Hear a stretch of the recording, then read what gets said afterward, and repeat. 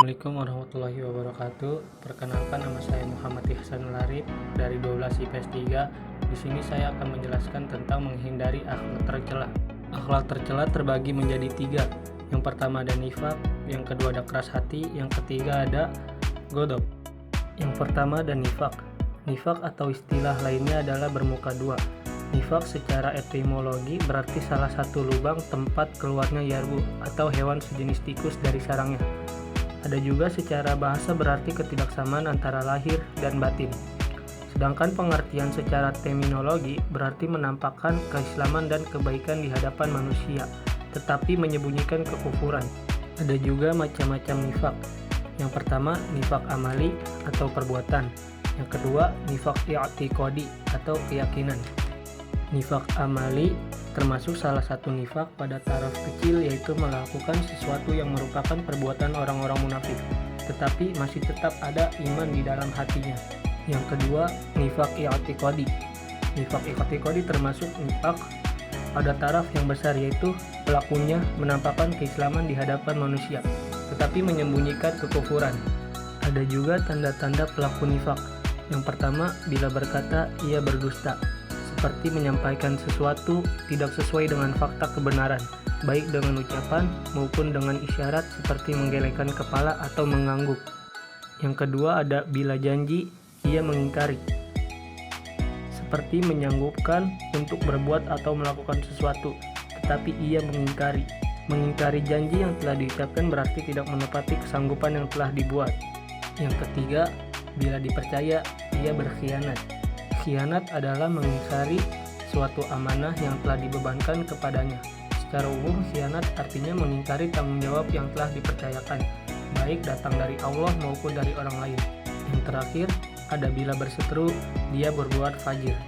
Fajir atau fujur adalah keluar dari kebenaran dengan sengaja sehingga kebenaran ini menjadi keburukan dan keburukan menjadi kebenaran.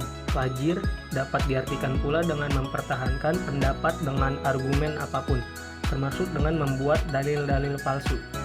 Dan adapun nilai negatif perilaku nifaq. Yang pertama berbohong, yang kedua malas beribadah, yang ketiga mencela orang beriman, yang keempat menganggap selain Allah ada penolong, yang kelima mengaku sebagai pelaku kebenaran, yang keenam bermanis lidah, yang ketujuh pelaku perbuatan jelek. Dan ada juga akibat buruk sifat nifaq.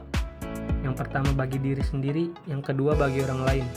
Apa saja akibat buruk sifat nifaq bagi diri sendiri? Yang pertama, buruk dalam pandangan Allah Subhanahu wa Ta'ala. Yang kedua, lunturnya kepercayaan dari orang lain atas dirinya. Yang ketiga, tidak disukai dalam pergaulan hidup sehari-hari di masyarakat. Yang keempat, mempersempit jalan untuk memperoleh rezeki karena tidak mendapatkan kepercayaan dari orang lain. Yang kelima, mendapat balasan yang amat pedih kelak di akhirat. Ada juga bagi orang lain. Yang pertama, menyebabkan kekecewaan hati sehingga dapat merusak persaudaraan. Yang kedua, menimbulkan fitnah karena ucapan dan perbuatannya yang tidak menentu. Yang ketiga, mencemarkan nama baik keluarga dan masyarakat sekitar sehingga merasa malu karenanya. Dan inilah cara menghindari perilaku nifaq. Yang pertama, bersikap jujur. Yang kedua, bersikap amanah. Yang ketiga, meneguhkan perjanjian. Yang keempat, mengembangkan rasa tanggung jawab. Menghindari akhlak tercela yang kedua, yaitu keras hati. Keras hati artinya padat, kuat, dan tidak mudah berubah bentuknya atau tidak mudah pecah.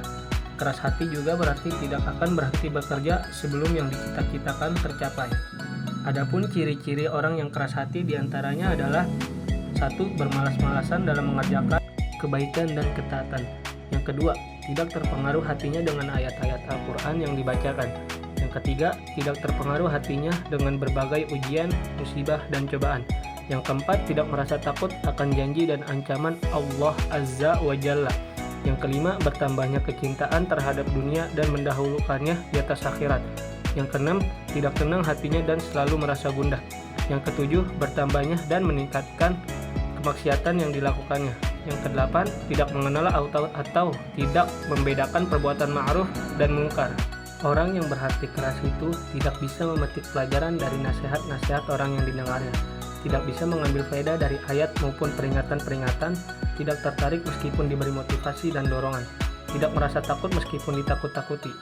Adapun cara menghindari keras hati, yang pertama beriman kepada Allah, Yang kedua, mentauhidkan, yaitu mempersembahkan segala bentuk ibadah hanya kepadanya.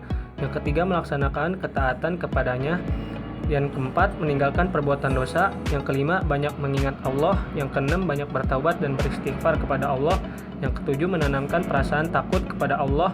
Yang kedelapan, merenungi ayat-ayat Al-Quran dan hadis Nabi Shallallahu Alaihi Wasallam. Yang kesembilan, selalu bermuhasabah atau berintrospeksi diri. Yang kesepuluh, bergantung kepada Allah.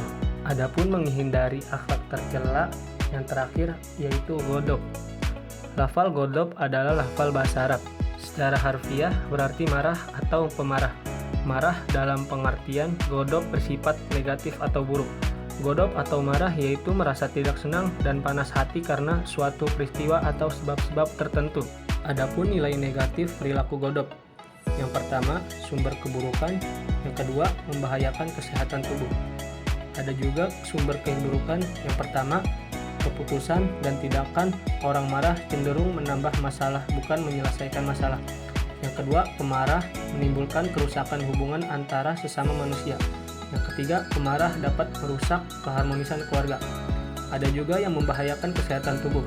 Yang pertama, efek langsung ke tubuh. Yang kedua, letih ekspresi. Yang ketiga, sulit tidur. Yang keempat, depresi. Ada juga cara menghindari perilaku godop. Yang pertama, meredam rasa amarah dengan cara menahan diri. Yang kedua, menahan rasa marah dengan beristighfar. Yang ketiga, dengan membaca ta'awuz. Yang keempat, dengan cara berwudu. Yang kelima, dengan cara merubah posisi. Yang keenam, dengan cara berdiam diri. Yang ketujuh, memberi maaf. Cukup sekian presentasi dari saya. Maaf jika kurang